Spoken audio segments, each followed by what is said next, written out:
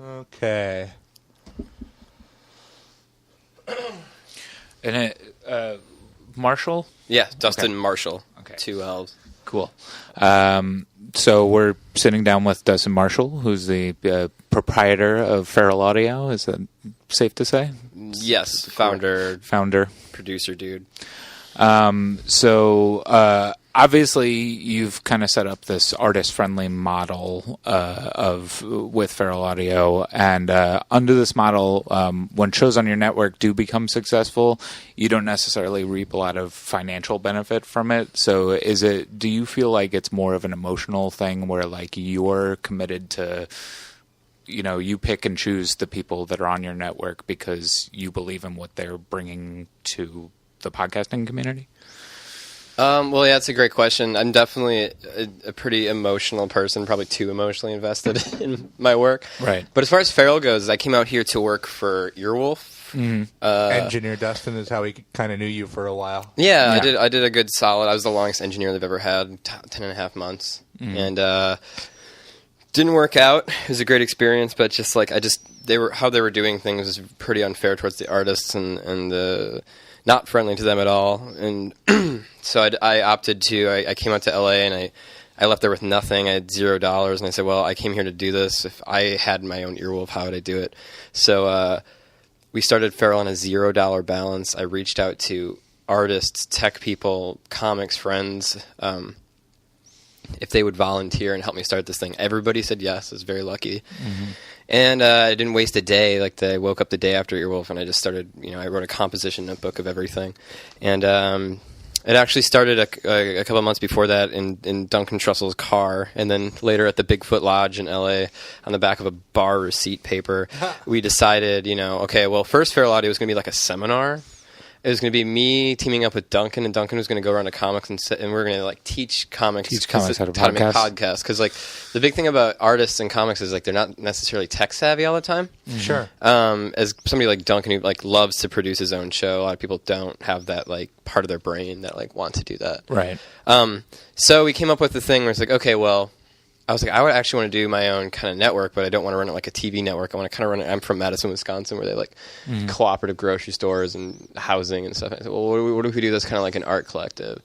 On the Feral Audio website, you refer to it as a cooperative, even. Yeah, yeah, kind of cool. Well, the idea was to be as transparent as possible, and I know that was not really people just don't know about the podcast network boom and how they were being conducted. And yes, it was at the time sort of reactionary to my experience at Earwolf, but I thought especially in the age of the internet, I think people are smart and kind of can smell a rat. So I wanted to make sure that we were as transparent as possible.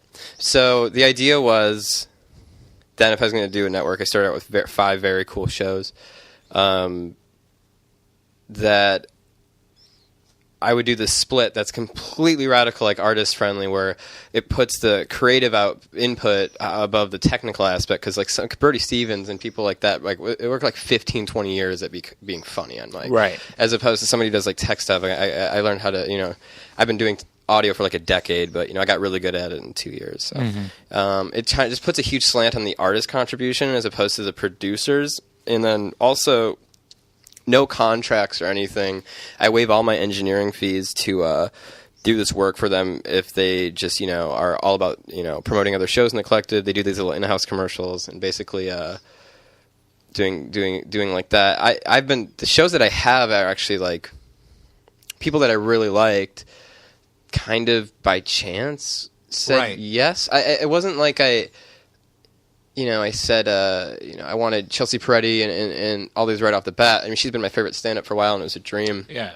She came to me, actually, through word of mouth. And, but no, I asked people, and the people that said yes, we did it. And my success is that if I can make a good podcast, and the idea of Feral is set up like this. So, I don't give, it sounds stupid and pretentious, but I really don't give a shit about being rich from this thing. It's not the type of thing that's going to make me rich. But I don't think it sounds pretentious. I think it sounds honest because we've seen your model. And it's just not going to happen. No, it's also not set up to be sustainable forever or anything like that. It's supposed to set up if I have 20 shows around me that are as all as successful as my biggest show, which somebody like Duncan who pays his rent with his podcast, if all of my artists are paying their rent with their podcast, I get my little kickback. I can pay my volunteers. I can get my $40K a year.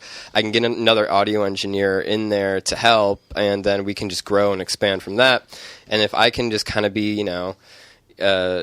if there's a kid out there that's 15 and is like listening to my work that like knows how to actually do this and figure it out, that's, I'm more interested in like that kid using this model than me figuring out. But maybe I will. Maybe it will snap. It's everybody's kind of like has this equation where we're all solving for X right now, and we all have good math, but no one has really like figured podcasting out as far as making it successful in a monetary sense. But in this.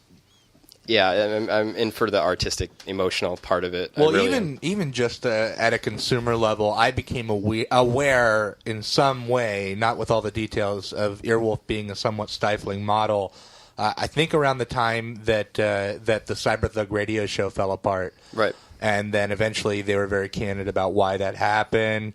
And I guess it's interesting to me that you've created this network that's kind of opening and that kind of thing, but do you feel optimistic about the future of podcasts as an industry?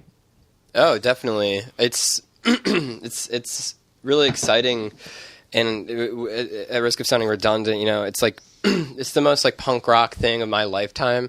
But what you're seeing with podcasting is like the tip of the iceberg of how the internet age is going to distribute media. And this is how we're going to distribute, it's artists teaming up with engineers and cutting out like we talk about the record industry. The reason the record industry is failing is because it's like founded on exploiting people and people who have, like creating nonsensical jobs and inflation and people who like leech off artists when fundamentally it's an art form and a science, like executing something like podcasting and with Louis C.K.'s model of like distributing directly video to the consumer for cheap and efficiently, or like Radiohead's In Rainbows or something like that. Podcasting is the tip of the iceberg, and what podcasting is doing is it's like terraforming what terrestrial radio was. Like we all have these little like iPhones that are like little Dick Tracy transistor radios, and we're like broadcasting at AM radio quality, these little like pirate shows, and but as opposed to like a radio where it's a frequency band where you have to pay for the frequency of your area, there's no boundaries in the internet. There's no real estate anymore, so it's limitless. And if you talk about optimistic, it's the most like exponential growth of any medium. Growth is one thing, but are you optimistic from a business ethics standpoint that operations like Feral Audio will continue to have a voice and continue to be successful in the shadow of things like Earwolf that are maybe a less artist friendly model? Yeah, because a lot of podcasters are start a podcast to advertise the thing that they do, and the podcast is secondary to the thing. It's just a form of advertising. But how would that benefit you as a network? Because obviously, as we've said a couple of times, that you're not making money off of this.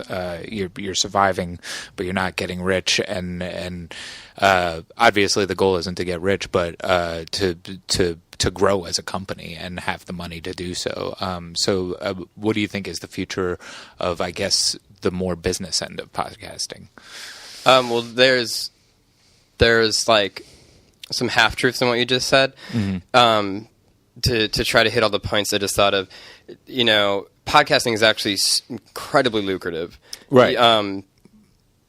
The problems with something like Earwolf, I'm like one of 5 people that actually thinks like podcasting is it. You're right. Podcasting is a jumping point for a lot of people. Earwolf wanted to do TV from the beginning. Mm-hmm. Podcasting was like this foray into what they're now starting a TV network. Right. And Adam Carolla was very much interested in like bringing his radio show back and had a built-in audience. But the truth is about as far as I know, some of the bigger networks right now are pulling in like 50 to 100K plus a month. The problem with that is like they're in inflation. Like they have a studio, they have all these people like with employees already, and they're reaching too big.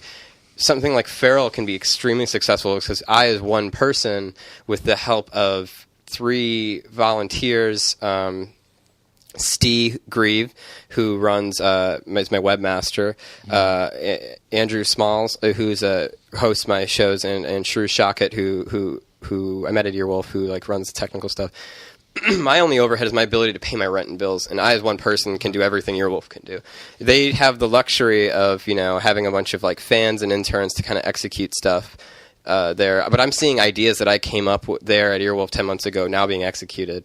And so my struggle is like, how do I stay relevant? And like, if because I can't financially support the ideas that I have right now, how do I stay relevant? How do I come up with a better idea when I don't have the money to throw around? Because this is like, out of our pocket type of thing still. And as far as calling it a company or business, podcasting already is extremely successful, like Nerdist. And Marin's got a TV show. It already is a success. And it's one of the most successful, quickly moving things in history. So as far as like the golden age of film and stuff like that, I mean, just by way of how the internet works, podcasting is extremely successful right now. And the crazy thing is that it's successful now, but relative to what it probably will be in 10 years, it's probably nothing right now. The idea of, I had a podcast, you got to turn it into a TV show, that's like, yeah, that's going to be totally the common thing. It's like, what is success in a podcasting sense, as the medium grows and changes? But we're huge fans of the Feral Network. Oh, thank you. And the nature of this show is that we go week by week, and to us, podcast success is just, do we want to keep listening to your show? Because we're consumers, Right. Yeah. And on that sense, I mean, obviously, Feral's doing great. It's just, Well, the network model in podcasting doesn't work. I knew that when I started it. Yeah. That's the tongue-in-cheek thing about Feral, is that podcasting works best when it's one comedian that knows what they're doing, that can set up a system where they're getting all their income, or most of the income, and then they can pay an engineer to do it for them if they want. Like, podcasting really helps comedians, because comedians kind of like, they get to say things that like most pedestrian people don't get to say. So it's interesting and it's entertaining. And then there's the whole tech world of podcasting, which is far bigger than comedy podcasting. Sure, yeah. That doesn't really ever mesh, But the network model doesn't work. But banding together and kind of forming these super collectives and umbrellaing things and saying like, hey, we're, we like what they do, and like partnering with each other and supporting each other, as opposed to like setting up these Death Squad, these camps of like competition and like aggro. That's one of the things that drew me to be a fan of what you're doing, is because you're you work with other networks and stuff like that just to kind of make a better product. And I do want to say that the network does work in the sense that as a consumer, I found shows because they're on Feral. Exactly. Yeah. Like I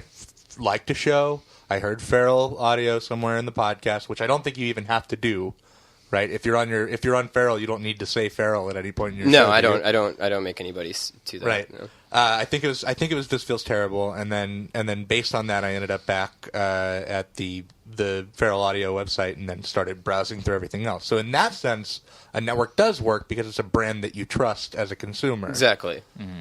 Yeah, no, that's the perk. Like I always say, it's the perks of doing a network without all the things that hold it down and bottleneck it. Because, like, honestly, when I was at Earwolf, I produced that Nerd Poker show, the first 3 episodes of there with Scott Aukerman, and we that thing sat there for like 8 months, and it was amazing. And I was that whole intro I built, like, I was so excited to get that show out, and it sat there for 8 months over like contract disputes, because like they were making people sign these contracts that are like wildly unfair, and they're like, well, who wants to sign this? So, and then it wasn't until like 8 months later that came out. And so it's like, what happens when you're trying to when you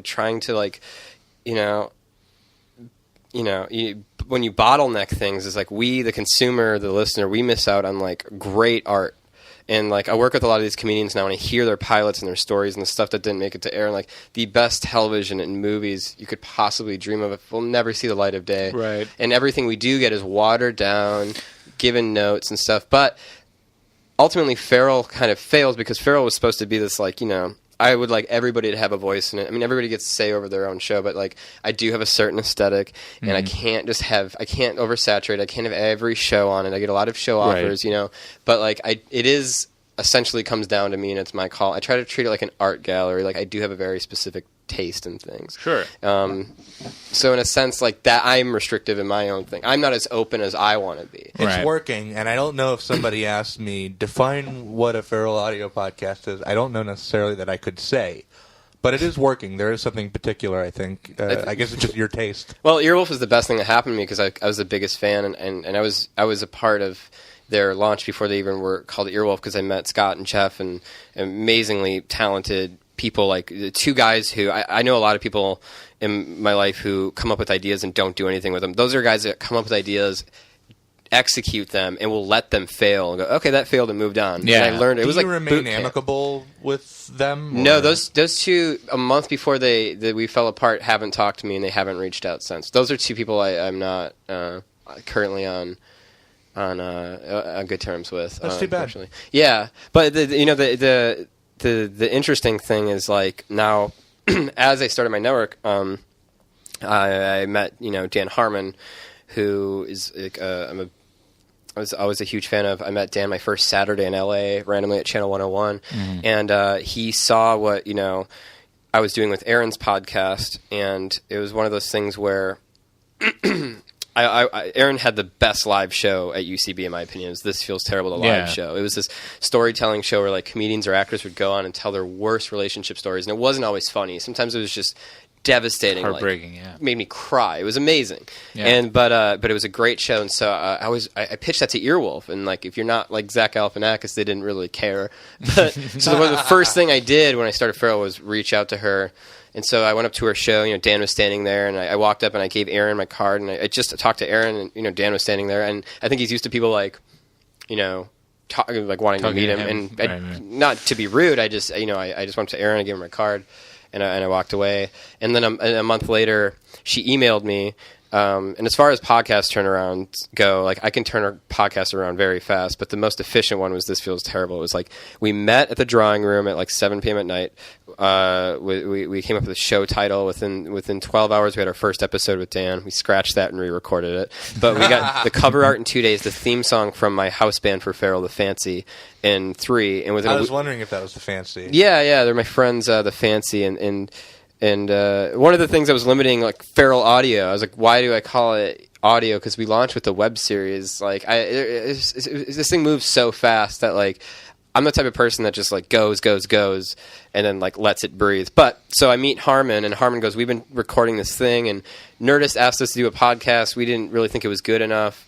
Help us turn this. Me, you, and Jeff will team up. But I don't want to be on your network. I don't want to be on a network. I want to do my own thing. I don't like fucking Adam and Eve ads. I don't like podcasting. And it was amazing. I was like, I totally agree.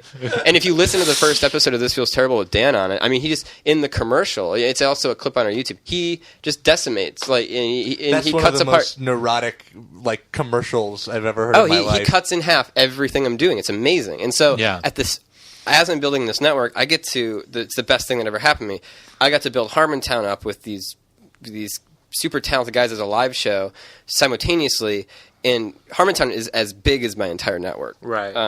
But like the cool thing that I got to do with Harmontown was like I was so busy for Feral. I was like, okay, well, I'll find the right person for this and this and this and do that. And then we found all the right people, and Harmon has this knack for very talented, hardworking people, and he pays people fairly, and he's like he literally said to my face in the meeting, he's like, I don't want to exploit you, so you tell me what you think is fair, and we'll go forward from there. And it's been cut to touring the country with a podcast and a rock and roll tour bus. Well, this is one of the coolest things that's happened in the history of the medium. It's the coolest. Yeah, thing. like we were fans of the podcast before they announced and doing any tour, but like this has been like one of the funnest things that we've gotten to do with our podcast is just to kind of be following along with you guys. I mean, it's like an adventure. It's like for sure. Thank you. Yeah, it's really cool, and there are so many different aspects to it that I think work so well together. Before we move too strong into the tour, as a fan, I just had to ask: I'm a big fan of New Year's Eve with Neil Hamburger. Oh my God! Thank you. What is going on there? Are there any answers? Do you have answers? I mean, like it's like one day we find out it's in the future, and then like one day, like the they're fucking just Ringo like Starr these episode. little, That revealed this to be on some kind of separate timeline. The most. the most fun podcast, what technically should be the hardest, the easiest to record, and the most fun podcast I work on. Where's the music come from? It's I wonder if I'm allowed. We can edit it out, but we kind of need to know No. personally. Okay, so do you know anything about Neil Hamburger? Do you know Yes. Do you know who Neil is? Yeah. He used to be in a band in D.C., right? Neil Hamburger is this incredibly hyper intelligent, profound artist named Greg Turkington, who has a podcast with Tim Heidecker called On Cinema. And so Greg and his wife Simone, who also has a podcast on Feral Audio called Dongtini, which is very great. I met them when I was doing the Lavender Hour with Duncan and Natasha when I first moved out here. And just instantly, like, if Duncan and Natasha were like my mom and dad in LA, they were like my godparents, like completely sweet and took me in and believed in what I was doing. And then Greg hated podcasting because he's like a music guy. And so if you know anything about Greg Turkington, I mean, he started this like punk record label. He started his own zine, and then he was in all these amazing influential punk bands. He was the tour manager for Mr. Bungle and Link Ray. He's this fascinating like musical encyclopedia. At the same time? Yes. Link Ray and Mr. One Bungle, of the most fascinating. He's like this, and so like how he is like, he's influenced Feral and like how he's influenced my ideas like profoundly. So it was after a while where he goes, I really believe in your thing. I hate podcasting, but if having my name behind it helps in any way, I'd like to do it because I just don't want to do regular podcasts. I'm like, whatever you want to do. So I pitched him a few shitty ideas, and he was like, no. And then we went, and he took me for he's a vegan. He took me for an amazing vegan lunch, one of many that he does, and he pitched me that show, and I said, that's amazing because like I love music, and to me, New Year's Eve with Neil Hamburger is one of the first music podcasts. Truly, it's a music podcast. Yeah, it's not a comedy podcast. Not in the sense that like KEXP puts up a song of the day or live performances. It's a podcast. There's no other way to describe it. Yes, and it's focused on music. The most original podcast out there. I would agree. Greg is an avid record collector to the point when like he's obsessed with these fringe bizarre records that like it's like people in the 70s who like raised $2,000 and just made a record, like not like he has this massive record collection of the weirdest, most subversive like stuff you can't find anywhere else, but he loves that stuff. And it's God, there's some stuff coming up. I'm a little behind on that, but episode 10 that should drop this week. Holy shit. It's got the craziest song you've heard yet. But no, we're like laughing. My jaw drops hearing that stuff, but it's so fun. But yeah, every now and then something will come out, and then I'll Google a lyric, and Google will just be like, I don't know what the fuck that is. No, you won't. We make it. I mean, I've spoken way too much. Well, I hope, Greg, if this gets back to you, I hope you're not mad at me, but yes. Guy's a fucking genius, and he's the sweetest, coolest person ever. But like, yeah, so we're doing some we're messing with like some time and space in that podcast. I've described it before as the Lost of podcasts because every new episode just brings up more questions and answers none. It's a perpetual Dick Clark New Year's Eve party in Times Square, Hollywood, in this alternate universe, and very, very dry and strange, and I do a lot of sound design on it to make it sound like it's a Dick Clark cutting two different bands and this. We were so into it the first couple episodes, and then what was the thing? There was the thing where it was Colonel Sanders. Colonel Sanders' last words, and then Seth had to take a break from the podcast at that point. Yeah, it was like disturbing a little bit. Like, what just happened? I don't know what that means. Yeah, it should be a little disturbing. It's like it's the weirdest way I've been entertained. That's one thing that I don't. I love comedy, and I've been as into comedy my entire life as I was into music. So like sketch groups and shows and comedians were as like big as bands to me. There was no separation, and so I was always like, even though I didn't want to do comedy, and I think that's why, and Aaron even said this, comedians like me because like I know about their work, but I'm not trying to be a comedian, so I'm really not trying to get anything from them, but I offer this like service because there's this thing I know about, nerdy thing, podcasting. But one thing that we have a new show on Feral called Tangentially Speaking with Dr. Christopher Ryan, who's the author of this very controversial book, Sex at Dawn. Fucking compelling podcast. I listen to it. I listen to it like multiple times. It's like really informative. It is very funny and stuff. So that's but, a more informational thing. Somewhat. It's just, you know, if you know anything about Sex at Dawn, it's just a book that debunks modern monogamy, and it's about like how monogamy has only been practiced in our culture for like 100 years, and like how conventional relationships out of Christian, you know, structure do not work. And there's a lot of like subversive ideas in that. But one thing that's like missing that are really like the spirit of feralism, why it's called feral, and why I think it's open, is that I would really like to make something really shocking and provocative and upsetting, or I would really like to do something that's really fucking out there that might be hard to listen to, or something that has like a little more substance, you know. And like Harmon and Duncan Trussell like touch on these subject matters that are like profound to me, that like Harmon during This Feels Terrible, we were recording the latest episode, said something so profound that I had to look at the floor because I was choking up with tears. Like, there's something. Is this the tour retrospective that feels terrible? This is the last one we put out with Dan Harmon, number 2. Okay, yeah. He was talking about being alone, and also, you know, there's things in Dan's book that are very like hit very close to home for me. But you know, a part of me, I would like to make a podcast that makes people cry. Like, I would like to do something that's a little more. But I know people want to be entertained and feel good, but I would like to do something like a little more. Well, I think that's the next. Well, I mean, you know, drama has been happening on podcasts in small increments and whatnot, but I do feel like it seems to be mostly informative or comedy, and the theory I've had, I guess, is that it's very reductive, but you can sort of take comedies and put them into either a tank called think, a tank called feel, or a tank called laugh, and then a good podcast should be mixing all three of those things, but each one will kind of focus on each one. You know, like an informational podcast will make you think, and then hopefully there'll be something funny and something that makes you feel as well. But the ones that are just mostly focused on making you feel, I think This Feels Terrible is one of them. It's probably the least common. So is that something that you hope to push Feral in that direction?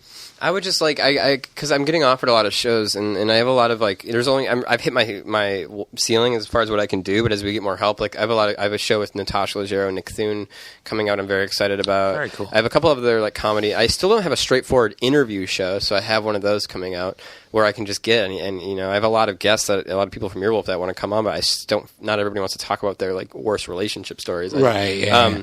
Well, Brody, he's doing Brody. That if you listen, Brody Stevens' show, that's actually, you know, I shouldn't be saying what I'm saying. Brody Stevens' show is actually that.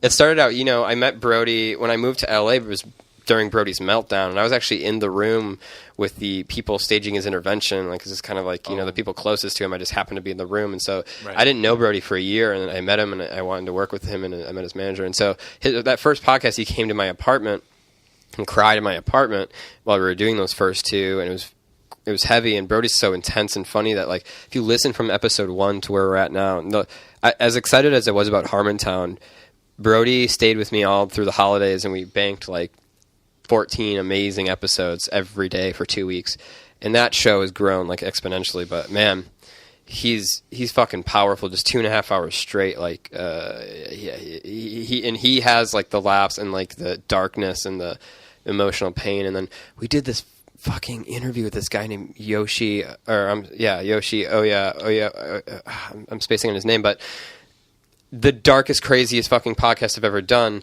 He was it's a guy who works in comedy, but also is like a producer for Evil Angel, the pornography company. And he started talking about, you know, his father committed suicide, his brother, his uncle. He talked about at his father's wedding, like some woman said something about his father, and he beat her within an inch of his life until her eyeball almost fell out of her head. And I was staring at the ground like my stomach was turning. And Brody was like, you know, going to interview mode, but positive it was energy, fucking terrifying. And then I was like, wow, this is like one of the most. I kind of like that kind of stuff. That's compelling. It was intense, and it was a little in the room. It was very scary. Well, we both listened to Paul Gilmartin's thing just because there's so much comedy and so much fake going on with Mental Illness Happy Hour. Yeah, for sure. I did an episode of that, but I had to have him pull it down.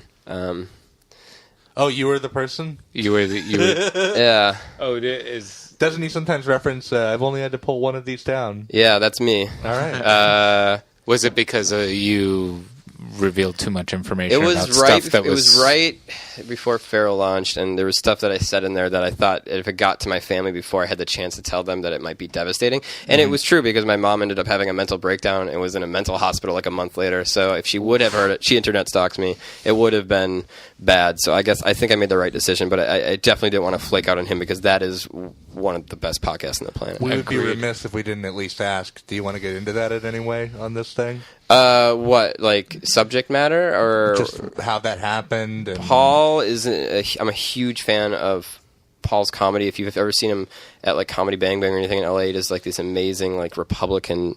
He did one.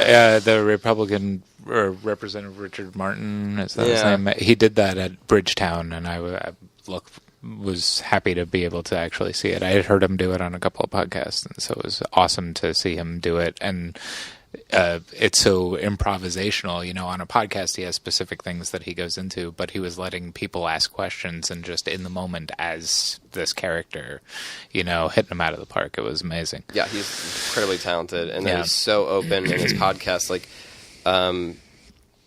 his podcast is like the 9th biggest podcast in the world outside of comedy. I mean, it's huge. And we have the same. My webmaster is his webmaster, actually. Mm-hmm. And huge fan. And then I was talking to him at UCB, and I'd love to do the show.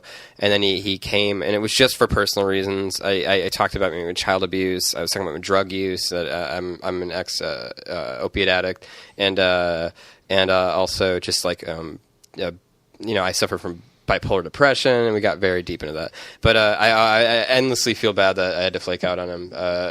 He said it was very compelling, but I showed it to a few people, and they were just like, "You can't. This is too much."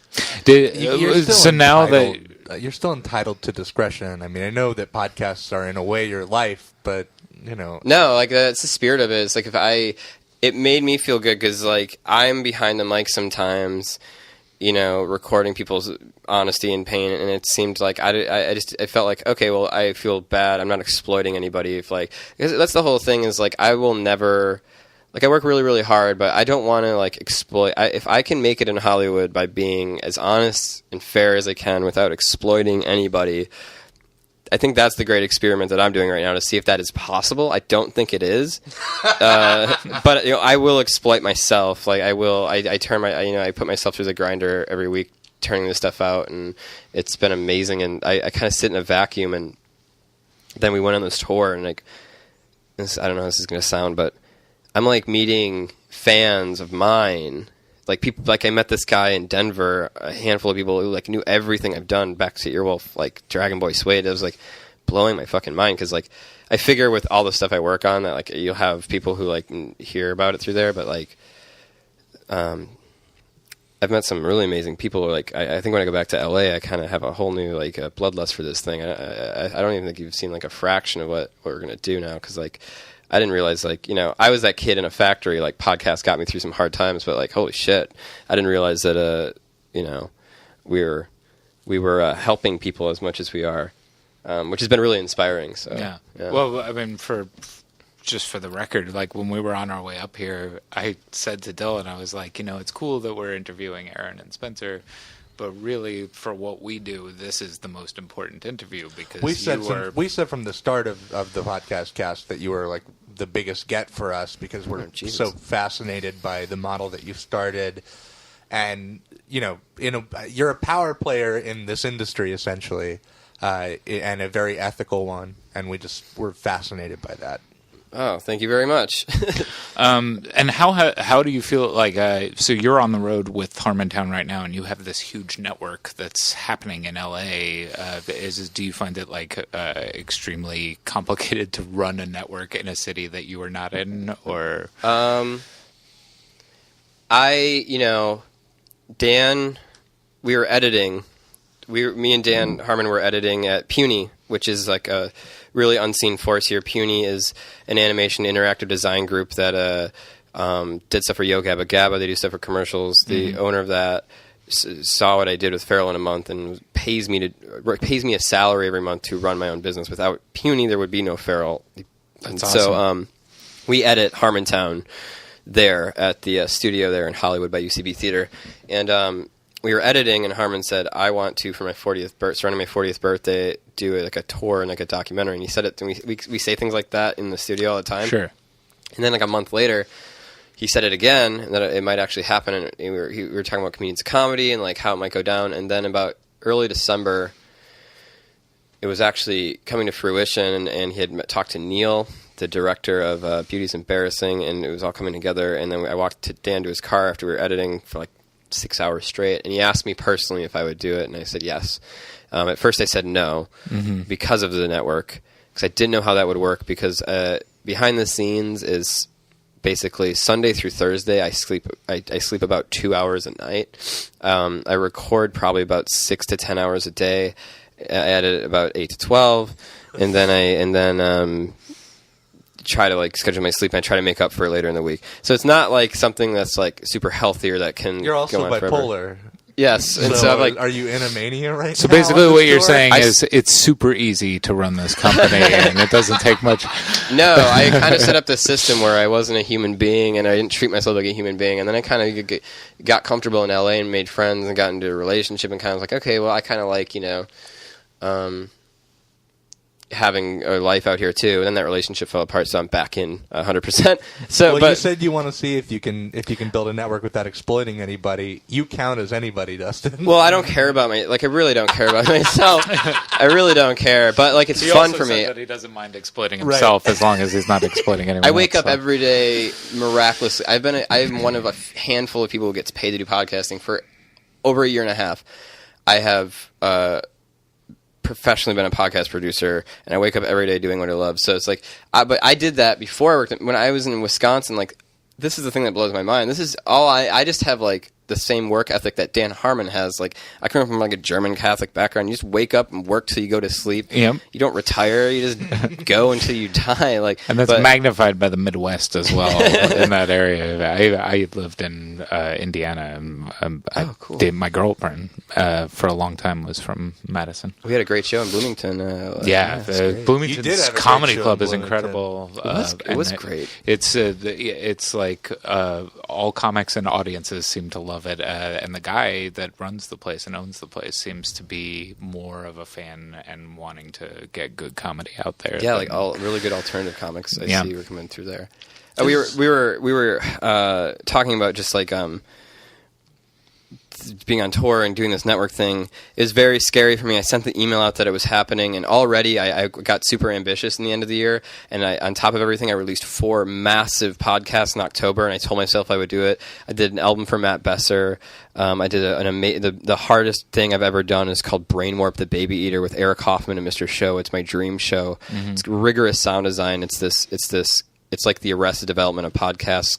Include Bob Odenkirk, Matt Walsh, Matt Besser. When's that? The first 3 episodes have been out, and like it hasn't gotten picked up anybody's radar. We're going to release the final 3 of the chapter in 2013, but it's called Brain Warp the Baby Eater. If you want to hear the limits of my sound design, check that show out. Yes, but we did Chelsea Peretti's show, which is very technical, tangentially speaking. And how many hours of Chelsea's show just go out the window because of terrible calls? Or a lot. We go like 2.5 hours, and we try to edit it down to like an hour and a half, hour and 15. Sure. But she's been pretty liberal lately, and I said, okay, I'm going to be in town for the holidays. Let's record all of these shows. And like comedians are like, very last minute. And a lot of people didn't get their homework in on time. And so I'm like, sorry, you don't have a show in January, which didn't make me happy. And like, it really hurts me to like let people down, especially people I respect and care about.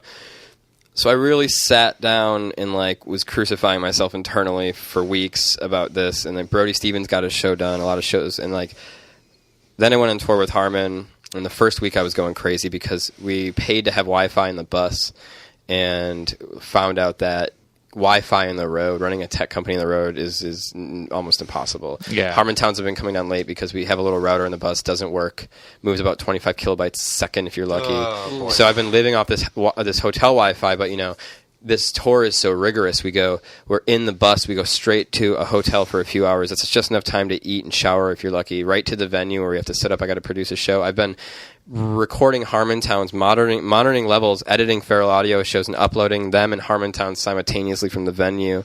And But luckily, I've worked really hard for a lot of people at Feral, and most of them have supported me 100% through everything, and they've been so understanding and patient, and have nothing but they're the most amazing, thoughtful, like talented people.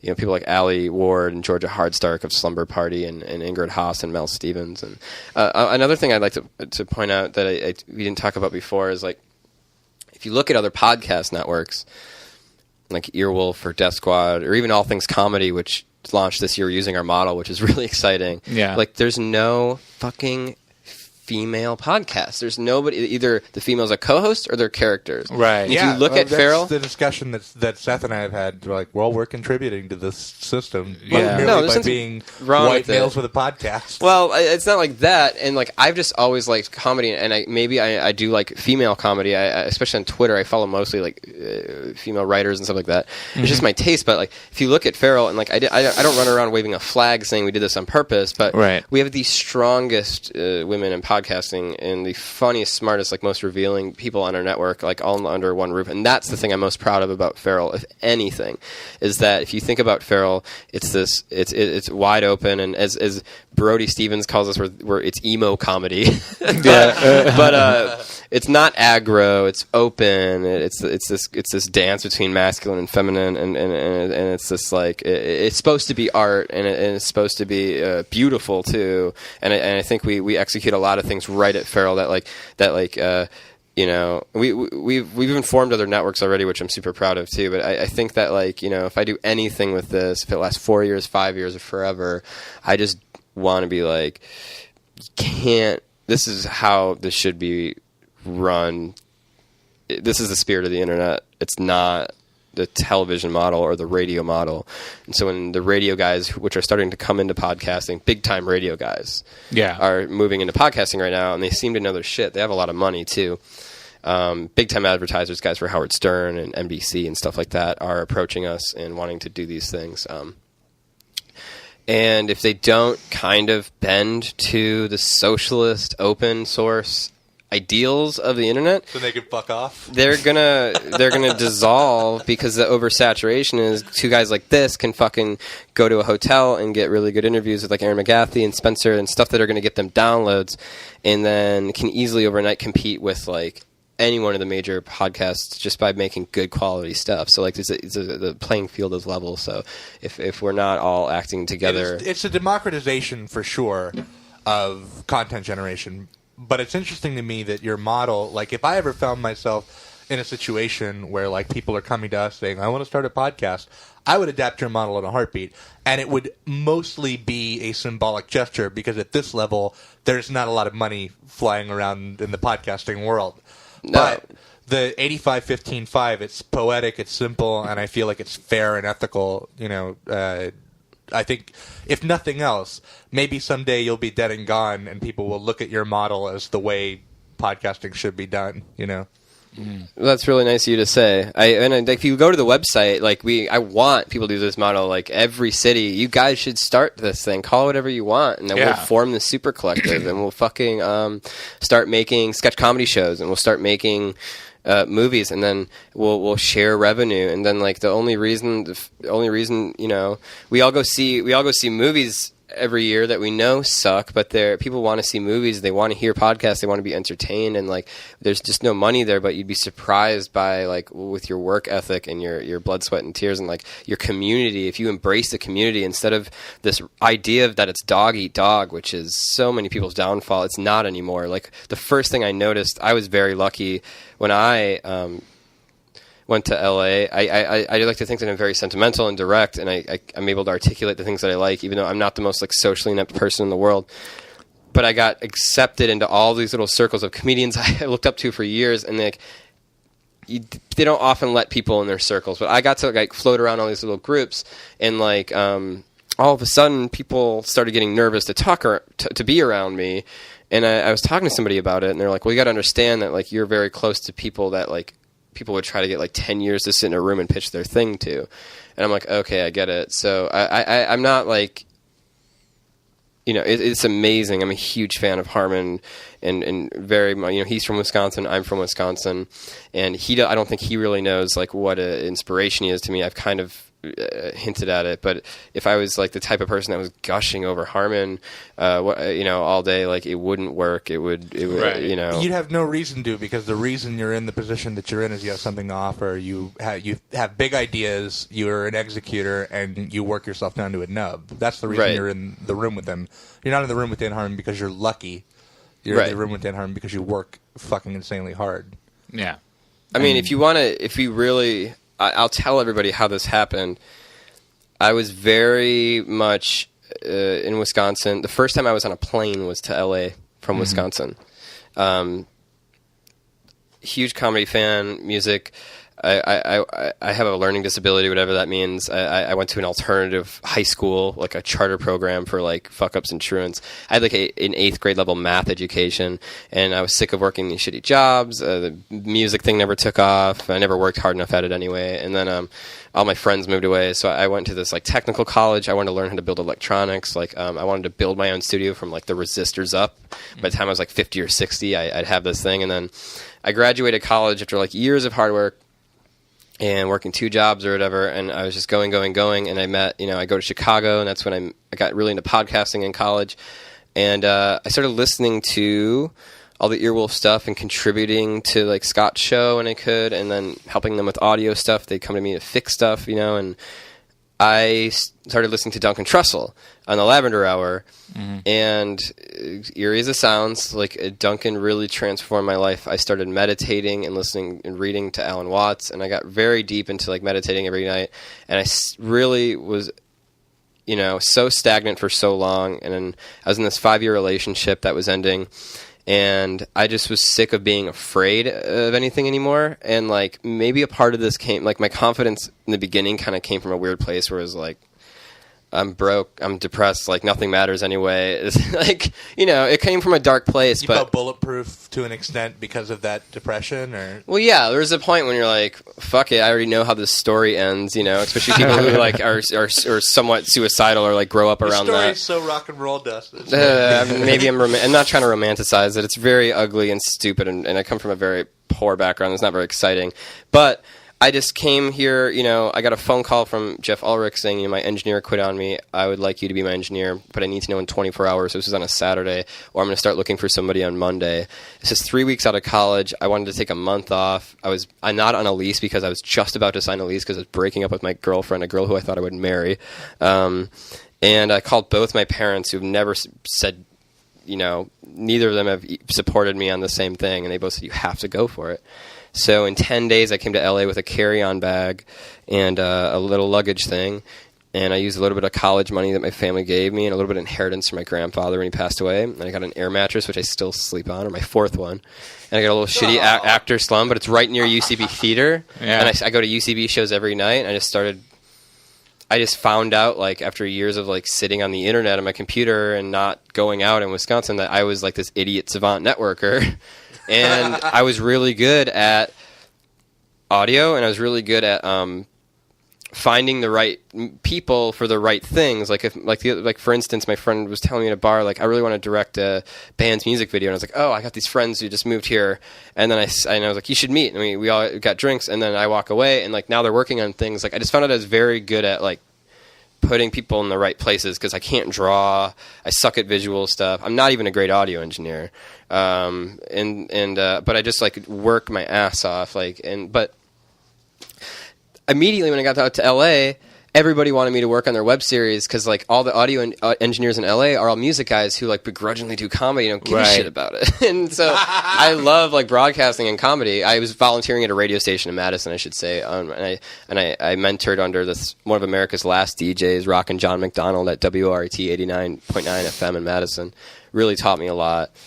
And then so I just decided, came out here with that same work ethic and put it towards something you like, and it fucking paid off. So just like you don't matter in the equation. The community and the work is what matters. Like you do not matter. Your happiness, you're not entitled to happiness. You're not entitled to a bed. You're not entitled to a girlfriend. You're not entitled to any of this stuff. Like you need to, if you really want to do this thing and you really want to be successful, you need to work. And if you're kinder and you put out good energy, and maybe a little bit of meditation, a little bit of like understanding that like if there's negative energy and you hit a rock bottom, that if you just keep going, like in the natural order of things, that it'll come back up. And sometimes the waves are big, and then sometimes they're small, but like things will even out and fluctuate. And if you have good energy, even if you're hitting a low, or your podcast is struggling, or your small business is struggling, if you keep going through the rock bottom, there's no place to go but up. So just go for it. It's like work your ass off. That's in some ways, the narrative of this Harmon tour has illustrated that in the meeting with the goddess and all Dan's terms, where you sort of hit these patches, but then there's always sort of bright upturns in it. You know, he's more connected to. He's universality, or he's more connected like cosmically than I think a lot of people even know. I mean, he's very well read, and he understands like his brain and is able to get frequencies that I think like most people like can spend a long time studying and understanding that come to him really easy. And I've said this before, like Dan's brain is like a quantum computer. It's like I've hung out with him at bars where he's just throwing out $1 million ideas where if anybody smarter than any of us were sitting there could take it and like start like a new technology thing. And the strength of podcasting in this new medium is the thing that's hurting us right now is actually not a content saturation, but a technology saturation, and in a non-uniformed technological device right now. And the problem with the word podcasting is that it's antiquated. It refers to a podcast, like a thing that's probably not even going to be around much longer. But when radio came out, there was the transistor radio, which is able to put out a lot of energy and receive a lot of frequency bands in one small unit. And at first, they were boutique items. That's why all those beautiful like radios from like the 30s and 40s are like, gorgeous, like made of wood and handmade from cloth. Yeah. They were boutique devices. And then Zenith and whatever Sony and all these things came up, and they were making them like cheaper and faster and better, and putting them in plastic housings and getting them in every house in America. Then they did the same thing with the television. Mm-hmm. And so that's why television and radio got so successful. But with all the different smartphones and devices and iTunes making it impossible to find podcasts, most of America don't know what a podcast is.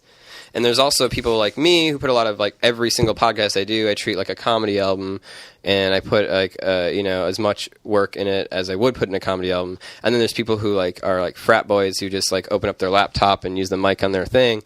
Anybody can go to iTunes, and the first time they hear a podcast can click any podcast, and if it sounds amateur, then in their mind forever like podcasting is amateur. Right, yeah. Yeah. Anybody has the ability to fuck up somebody's first impression of the medium. Yeah, we have a close friend here in Portland that does a really great podcast. The content of it is awesome. The content is amazing, but he's still using a snowball mic. I hate those snowball mics. If in 5 seconds you don't have like a good rig with like a decent rig like these guys, they have mics, they have a unit. If you don't have like a good sound, I will turn off in 5 seconds. Please don't even send me anything. But this is I'm not trying to tote my own horn. Like, right. People ask me questions on Twitter all the time about how do I do a podcast. I said, please contact me. And I have hundreds of emails and if you contact Dustin at feralaudio.com, I mean, if you want to know the compression settings I use, anything, like I answer all of them, and I want to help facilitate as many podcasts as possible. Like, I will give you any question you have that I know the answer to. I will gladly help answer. But I like facilitating that kind of stuff. And I wasn't trying to sound aggressive or mean about that, but like it goes a long way. No, it makes sense. I actually talked to Pete Holmes one time about this thing I was writing to put on the internet, and he was like, "How long is it?" And I was like, "Well, the episodes are 10 minutes each." He goes, I look at the time. If I see 5 minutes, anything over 5 minutes, I won't even watch it. And that's I was true. Like, that's a piece of information that it's good to have, you know, from a professional. So I don't see it as being mean at all. I think you just have to be honest about. I mean, you are creating, content for, as your business. You have to be honest about that. Speaking of which, how has the tour been numbers wise for Harmontown? Like, have you? Unbelievable, really fucking crazy. Because we weren't sure. We wondered if going to the constant release model instead of the weekly, if it would just overwhelm listeners, if they would just stop downloading. Or Harmontown operates. I have like 20 shows. I work on 20 shows. Harmontown being one of them. and I run detailed statistics on all of them. Harmontown is operating like, I'm not trying to say it's Skynet or something. Right. It's operating, it has a life of its own. Even when I was at Earwolf, the biggest lull for podcasts is November through December because people are traveling. Everybody's numbers across the board. Oh, I fucking have these same stands. I'm doing it. I'm touching the knob on the stand. Wow. It's become like this thing where the biggest lull for podcasting is at the end of the year, where people's numbers like go into halves. Right. Harmontown, I did not check for 3 weeks because I was very busy and we weren't releasing new episodes. We went off air for 3 weeks because we got very busy. Dan went to Europe. He's writing 2 scripts, which he's been writing on the road. Yeah, while we're doing all these shows too. We're caught up, but yeah, it's fascinating. And I looked at the numbers, and across the board, we had doubled our numbers in every episode across the board. Wow. Which is Jesus, unbelievable. A show of that size? That's insane. It's huge. That's and crazy. So what ended up happening was people heard about the movie or the hype, and we had these 3 stellar episodes we released before we left, and we had a big show with Eric Idle. Yeah. Surprisingly, one of the least downloaded shows.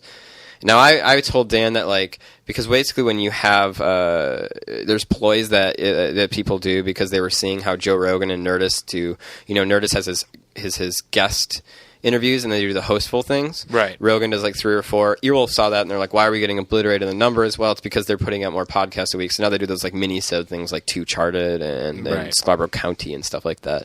So, but what happens is, especially with advertisers, is if you release podcasts too close to each other, when somebody who doesn't open up iTunes every day will get the last update and will they won't miss get episodes if they don't actively go in there and click download.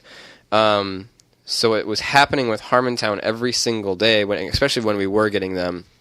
There was one night when I got them 7 hours apart, and there was one when I got them 36 hours apart. There is a core audience of 15 to 20,000 people a day sitting at their computer right now waiting to download Harmontown. I'm one of them. Or 2 of them. Now, one of my biggest shows on Feral does 20,000 a week.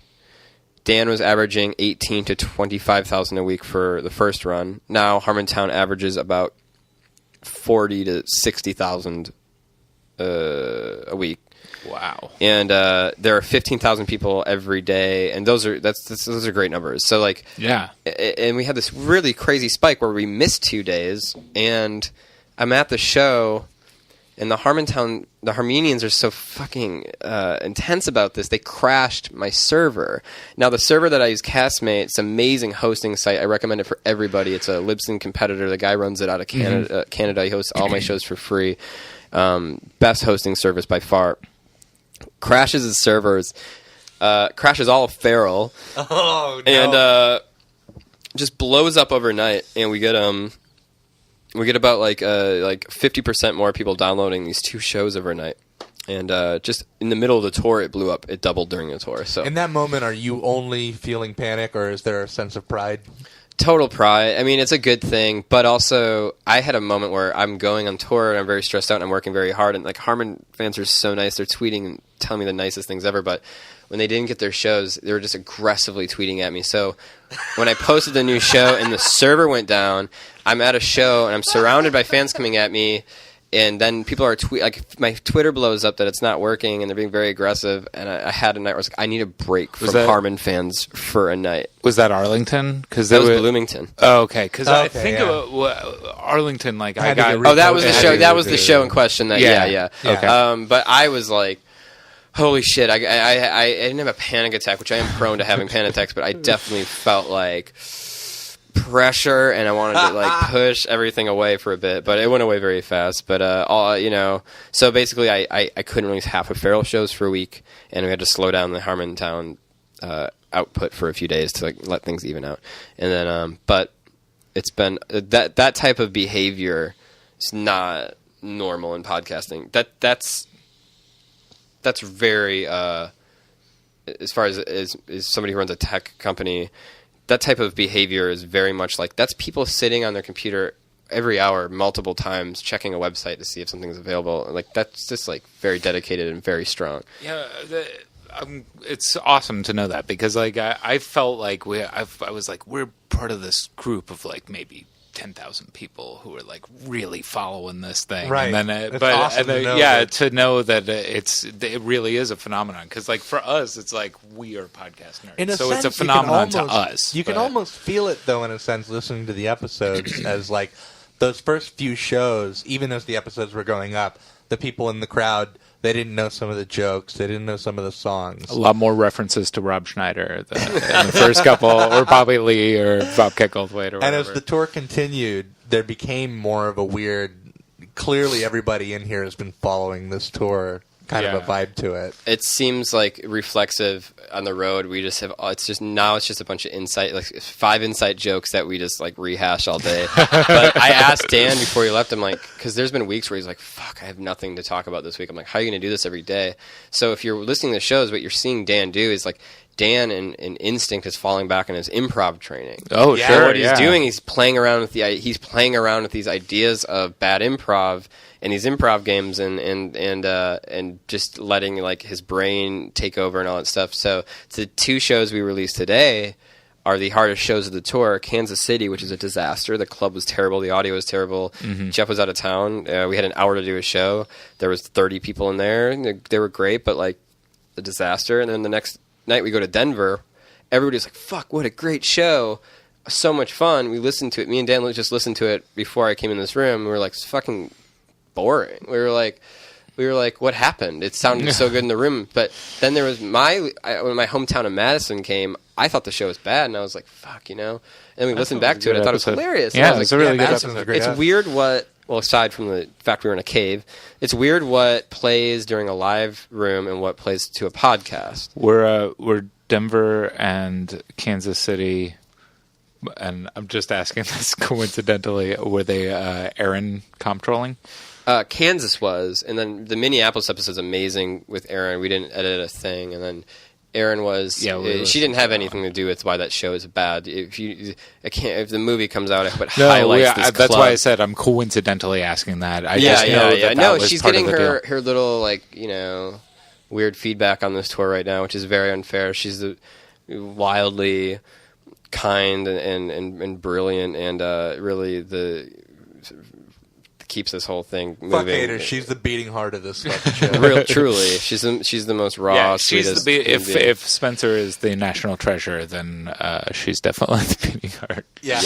But the podcast it's grown on this tour. I don't even know what it's going to be like in LA after this. It's different now. Well, brings me to the last question I have, and the scariest question.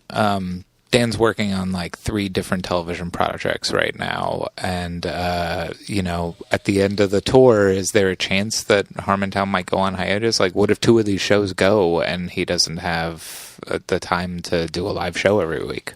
Dan is this really subversive artist. He's one of these like underground guys that somehow gets to operate in the big corporate areas of America, huge networks, and he bounces around there, and he does incredibly challenging rock and roll, like, for lack of a better word, punk rock type of things in that arena. I've seen Dan, with the pressure of massive networks, put his podcast and this documentary above everything, above his relationship, above everything. He cares so much about podcasting. They say if you're going to be successful, and I think this is something I'm learning to have the foresight of, that I'm not born with. Like, a lot of tech companies are successful like this because you have the ability to see 5 years in the future. Mm-hmm. Harmon gets podcasting more than anybody I've ever known, and if I can't talk right now about what we have planned for Harmontown, but it's definitely transcendent and exciting, and the movie is definitely one thing. And the movie is actually, we're shooting this documentary right now about the Harmontown tour, and the thing that's kind of getting lost on it is the first movie about podcasting. Yeah, and for sure. I think in the back of Dan's mind, Dan knows that, and like it's he'll always have that under his belt too. But No, there will be a Harmontown every week, except when we get too hungover or busy. We will miss a week per usual, but expect them, Friday nights whenever we can kind of get together. But it's not going to be the same show anymore after this. I don't even know. It's like for better, I think. It seems like this. It's grown, man.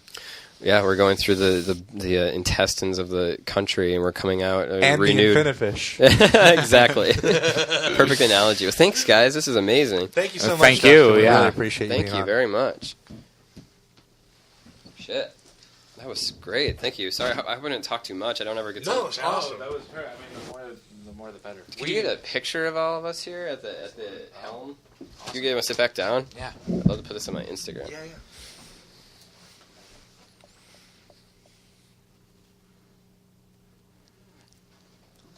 Man. We really appreciate it, man. We're as came through on the interview, we're really huge fans. Well, thanks for asking. It's very flattering, and holy shit, I